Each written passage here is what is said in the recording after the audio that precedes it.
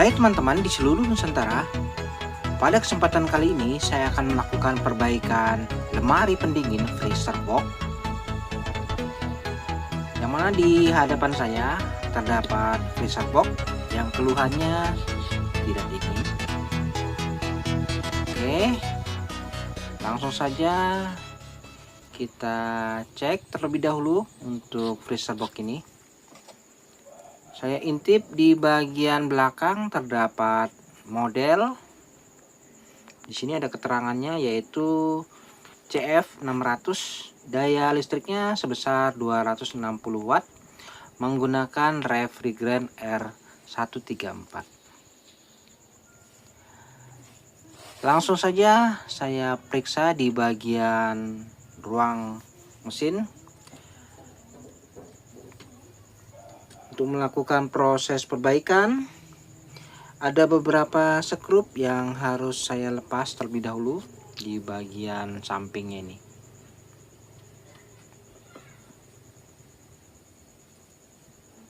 Nah, ini kita akan pastikan bagaimana kondisi kerusakannya. Ya, untuk penutup ruang mesinnya sudah terlepas.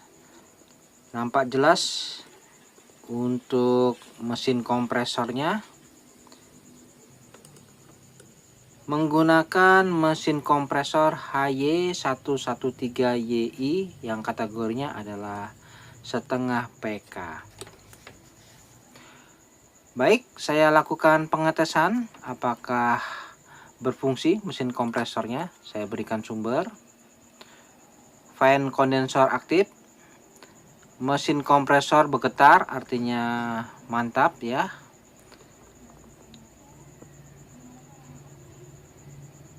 Lalu saya akan lakukan pengukuran arusnya pada saat running ini. Berapa arusnya?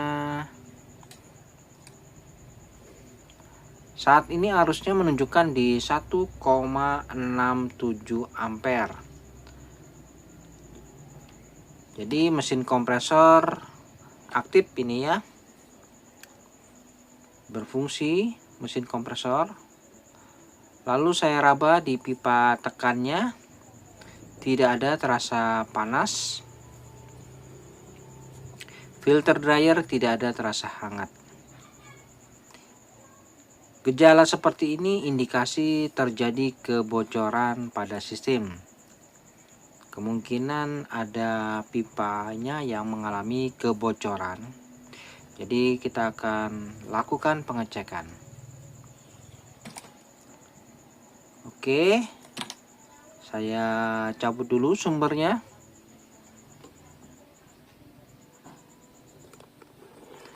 Untuk melakukan pengecekan di mana titik kebocorannya, caranya cukup mudah. Yang pasti di bagian pipa balik ini saya akan lakukan pemotongan terlebih dahulu.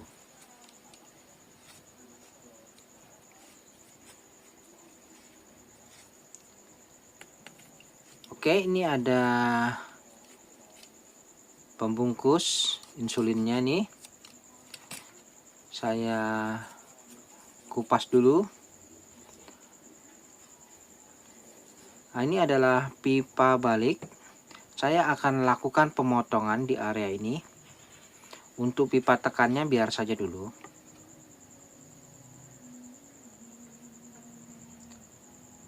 Jadi tujuan saya melakukan pemotongan pada pipa balik ini, di samping untuk memastikan apakah ada kandungan gas freon, kita akan mudah nanti mengetahui di mana titik kebocorannya. Oke, setelah saya potong, tidak ada kandungan gas freon yang keluar pada saat saya potong. Jadi positif ini terjadi kebocoran pada sistem ya, entah itu di bagian pipa evaporatornya atau di bagian pipa kondensor. Untuk memastikan, ada baiknya saya lakukan pengecekan terlebih dahulu. Saya akan pasangkan pentil pengisian pada pipa baliknya ini.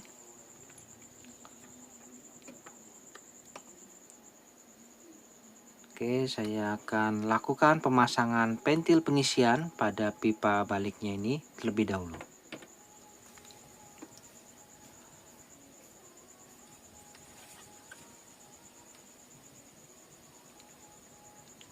Untuk melakukan pemasangan pentil pengisian, saya menggunakan las portable saja.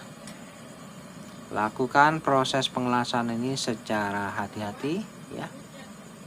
Jangan sampai ada kebocoran sedikit pun.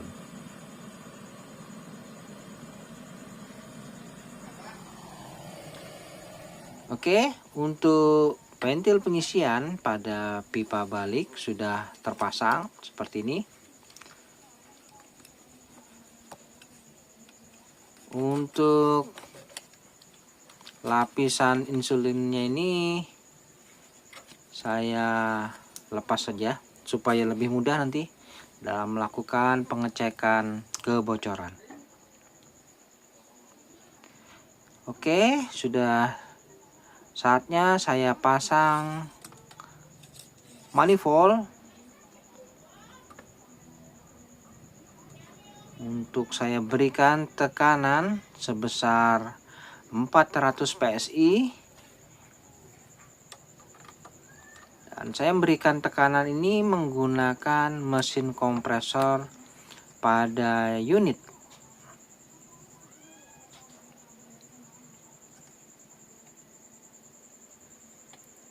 Oke, seperti ini ya.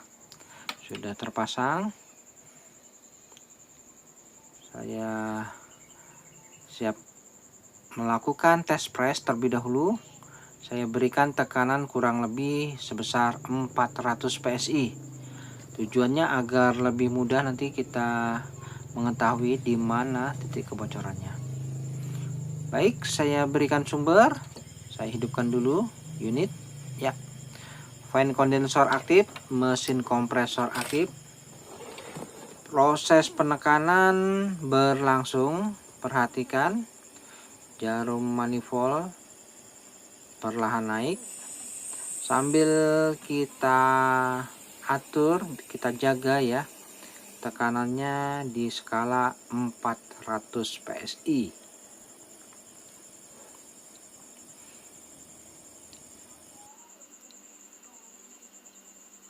Oke, proses penekanan berlangsung. Kita tunggu di skala 400 PSI, lalu kita segera tutup dan matikan.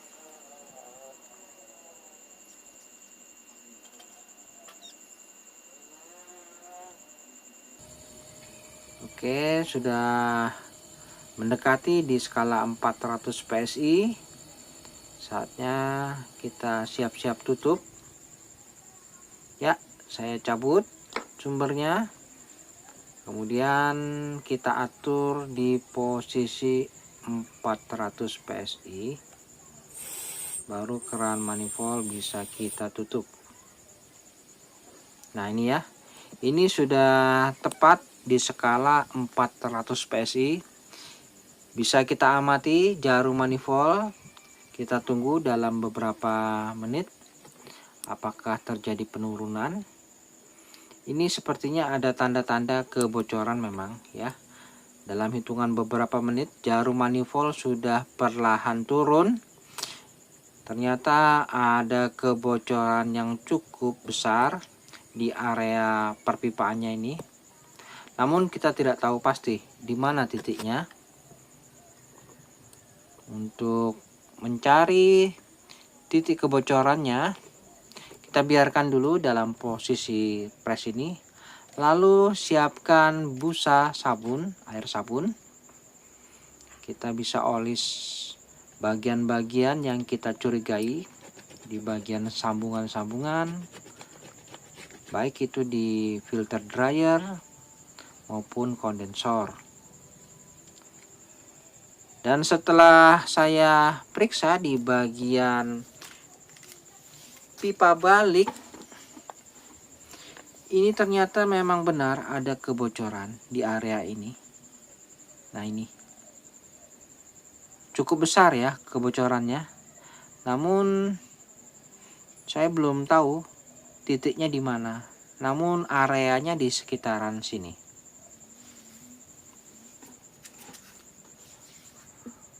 Apabila kita mengetahui titik pastinya, mungkin bisa kita lakukan penambalan. Nah, ini ya, jelas terjadi kebocoran di area pipa baliknya ini. Entah itu di pipa kapiler atau di sambungan, kita belum tahu. Langkah pertama yang saya lakukan, saya lakukan pengamatan lebih detail. Saya kupas dulu bagian-bagian yang menutupi. Oh ya, di sini terdapat pelindung seperti pelapis dari karet ini. Apakah di sekitaran sini?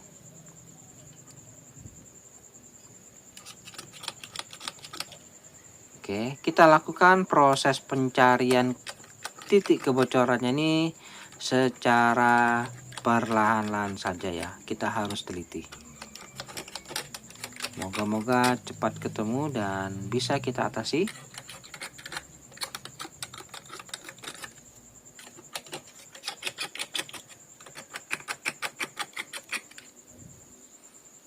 Oke, saya tidak menemukan titik pastinya, namun kesimpulannya di area sini ya.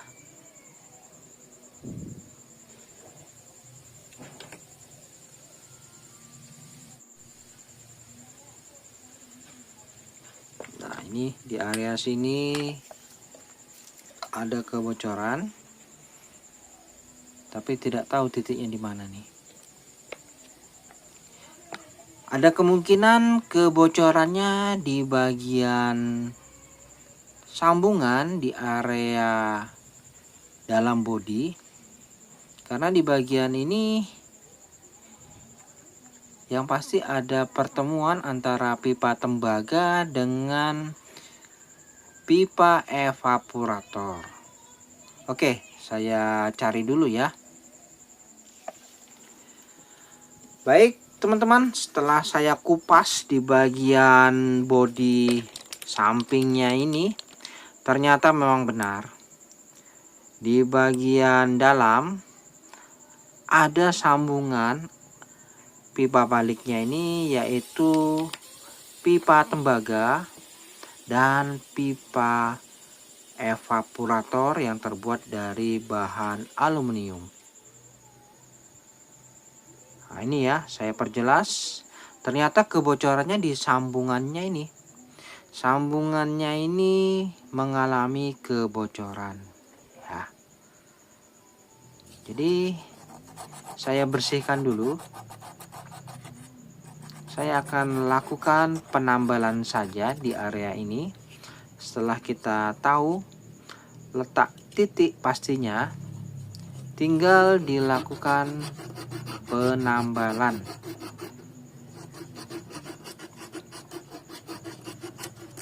Dan untuk melakukan proses penambalan ini, pastikan kita bersihkan area yang ingin kita tambal ya.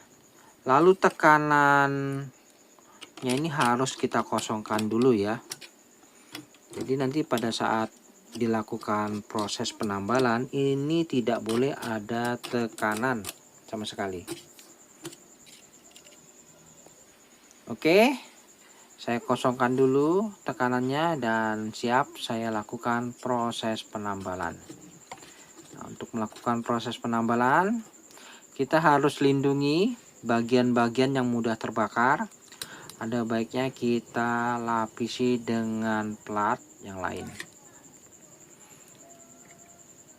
Untuk melakukan proses penambalan, bahan aluminium dan tembaga ini kita bisa gunakan kawat khusus, yaitu kawat alu platinum untuk mendapatkan kualitas penambalan yang cukup baik dan sempurna. Kita gunakan kawat las alu platinum. Nah, caranya kita panaskan area yang ingin ditambal, tinggal kita oleskan kawat alu platinum hingga melebur, dan setelah itu kita sudahi. Nah, kita lihat ya, kawat alu platinum otomatis menutup bagian yang mengalami kebocoran. Oke, kita biarkan hingga dingin. Nah, seperti ini sudah saya lakukan proses penambalan.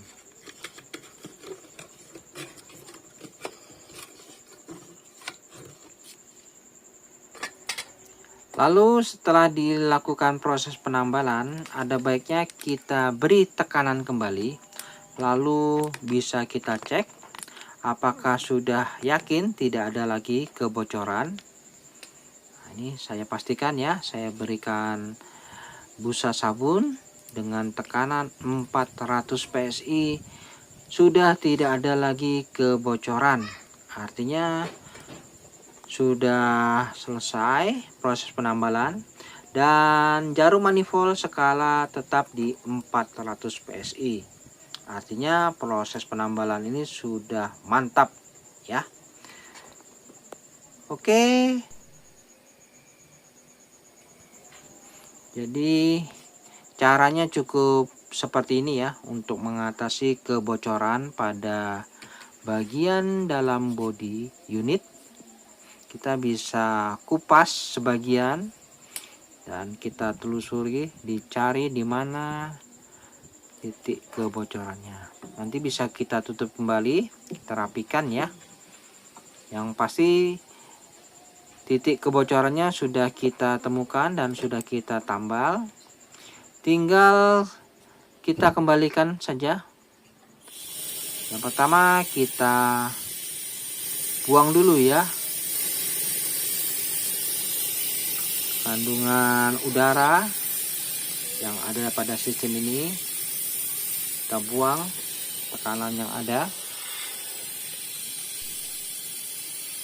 Jadi untuk melakukan proses perbaikan kebocoran pada sistem, cara simpelnya yaitu seperti ini. Yaitu kita potong pada bagian pipa balik, lalu berikan pentil pengisian, kemudian kita berikan tekanan, baru kita cari di mana area kebocorannya.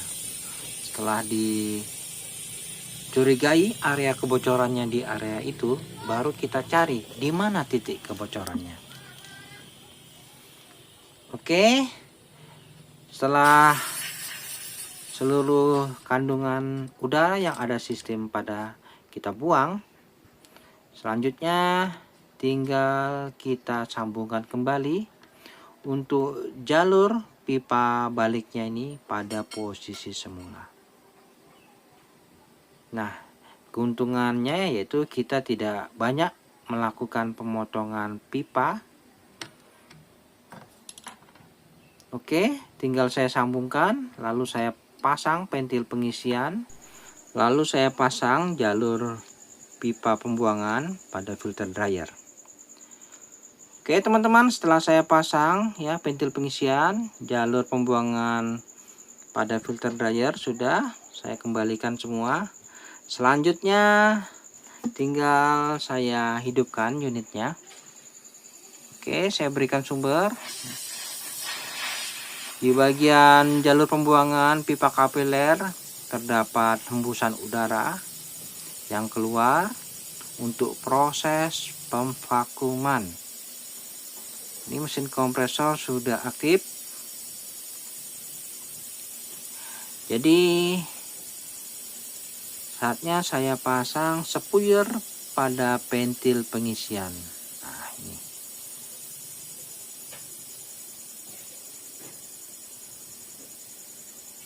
Oke, tinggal dilakukan proses pemvakuman saya siapkan selang manifold.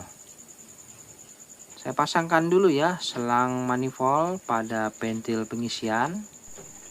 Pastikan proses pemasangannya ini benar-benar erat.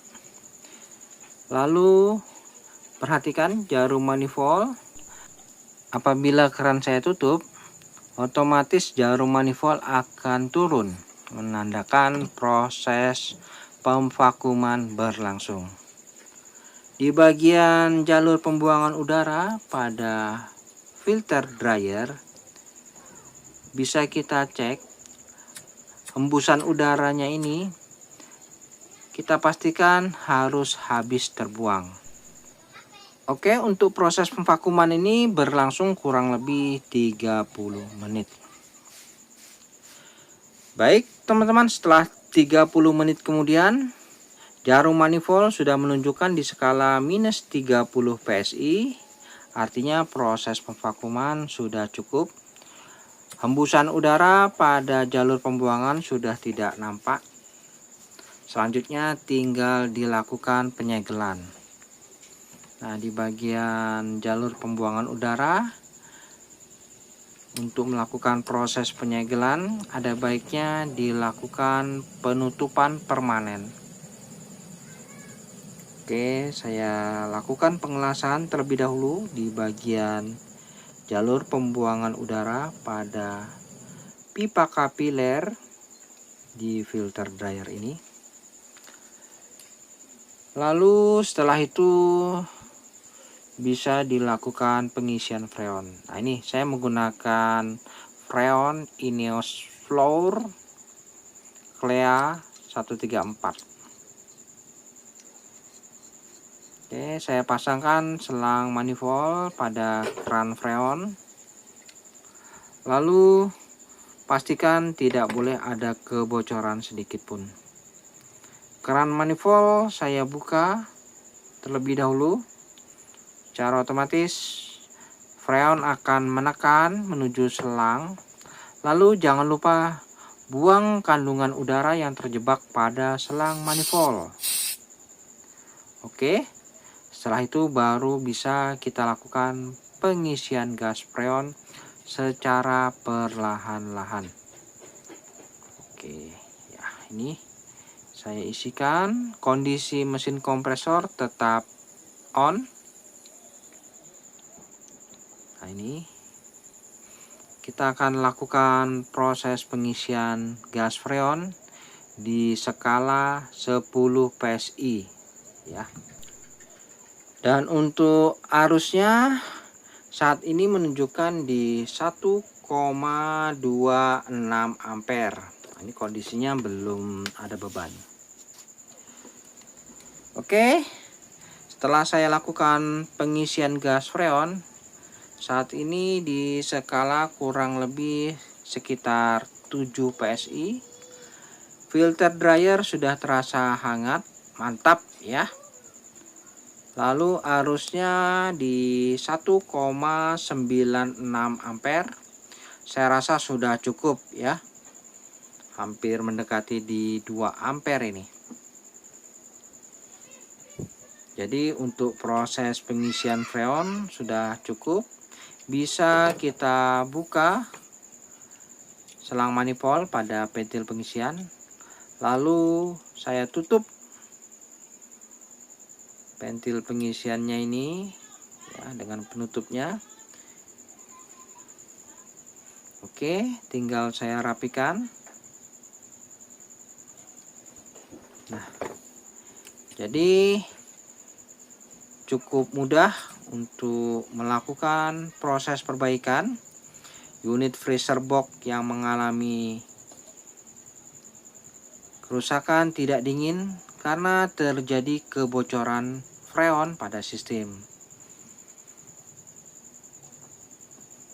Selanjutnya saya rapikan, saya tutup penutup kap ruang mesinnya ini. Tinggal kita lihat ya bagaimana hasilnya nanti. Oke, sementara seperti ini sudah tertutup. Lalu kita lihat berapa suhunya saat ini? Sudah menunjukkan di 8 derajat ya. Oke, kita intip di bagian dalam. Di bagian dalam sudah nampak ya, ada jalur butiran salju, pertanda baik ini. Kita akan lakukan pengetesan dalam beberapa hari. Kita lihat apakah saljunya bisa merata ya. Oke, kita biarkan dulu. Baik teman-teman, setelah 3 hari kemudian saya cek kembali bagaimana hasilnya. Untuk penunjukan suhunya sudah menunjukkan di -19. Mantap ya. Jadi sangat dingin ini. Untuk bodinya masih terasa hangat, pertanda baik. Lalu kita lihat bagaimana di ruang freezernya ini saljunya. Wah, saljunya sudah terbentuk dengan merata, sempurna ya. Mantap. Jadi proses pembekuannya yang pasti cukup sempurna ini. Hingga ke bawah merata semua, hingga ke bagian dalam ya sudah merata semua. Dan ini suhunya di skala -19 derajat. Baik teman-teman, sampai di sini dulu perjumpaan video saya, dan kita akan ketemu lagi pada video-video saya selanjutnya. Sampai jumpa.